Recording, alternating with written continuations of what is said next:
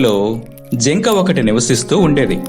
ఒక రోజున నదిలో నీళ్లు త్రాగేందుకు వెళుతున్న జింకకి స్పృహ తప్పిపడి ఉన్న నక్క కనిపించింది.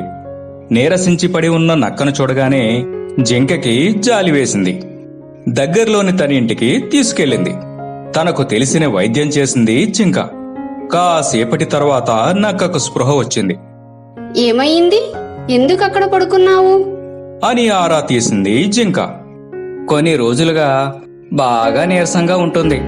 దాహంగా ఉండడంతో నీళ్లు త్రాగేందుకు నది వద్దకు వచ్చి కళ్ళు తిరిగి పడిపోయాను. నాకు నా అనేవాళ్ళు ఎవ్వరూ లేరు. నా ఇల్లు కూడా నిన్న రాత్రి కురిసిన వర్షానికి కూలిపోయింది అంటూ నిట్టూర్చింది నక్క. జింకకి దాన్ని చూసి చాలా జాలి వేసింది.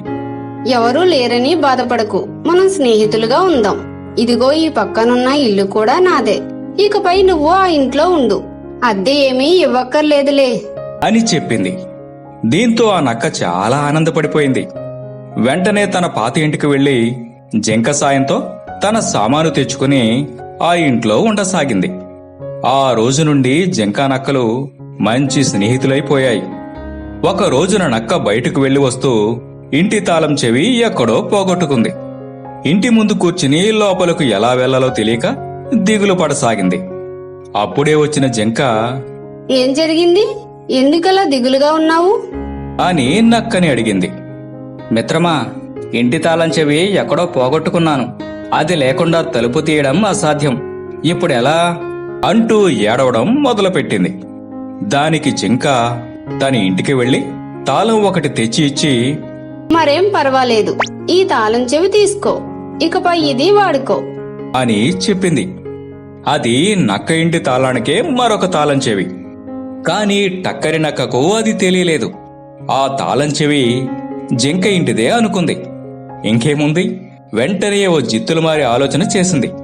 జింక బయటకు వెళ్ళినప్పుడు ఆ తాళం చెవి సహాయంతో దాని ఇంట్లోని వస్తువులన్నీ దోచుకుని ఎంచక్కా పారిపోవాలని అనుకుంది. సమయం కోసం వేచి చూడసాగింది. ఒకరోజు జింకా నక్కలు ఇద్దరు కలిసి అలా షికారుకి బయలుదేరారు. సగం దూరం వెళ్లగానే నక్క, అబ్బా, నాకు పొట్టలో నొప్పిగా ఉంది. షికారికి రాలేను. ఇంటికి వెళ్లి పడుకుంటాను. నువ్వెళ్ళు మిత్రమా అని తన నాటకాన్ని మొదలుపెట్టింది. జింక సరేననడంతో తిరిగి ఇంటికి పయనమైంది. నక్క సరాసరి జింక ఇంటికెళ్లి తన దగ్గరుండే తాళం చెవితో తాళం తీసేందుకు ప్రయత్నించింది. ఆ తాళం చెవి జింక ఇంటిది కాదు కాబట్టి అది తాళంలో చిక్కుకుంది. దీంతో కంగారు పడిన నక్క తాళం చెవిని అటు ఇటూ లాగేసరికి అది తాళంలోనే గట్టిగా ఇరుక్కుపోయింది. అంతే, నక్కకు చాలా భయం వేసింది. జింక వచ్చిందంటే జరిగినదంతా తెలుసుకుని తనని అసహ్యించుకుంటుంది అనుకుంది.